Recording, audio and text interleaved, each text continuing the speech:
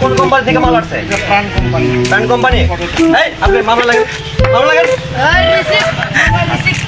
একটু বসেন, ঠিক আছে? আপনার জন্য একটু চা পানির ব্যবস্থা করতেছি। আপনি মামলা লাগেন। আপনার ওই যে গ্যাস দুদিন যেতে হবে, কোর্টে যেতে হবে। আর আপনি এই যে কুমিল্লায় যেতে হবে 2 দিন। এই দেন, দিয়ে দেন, ফটাফট দিয়ে দেন।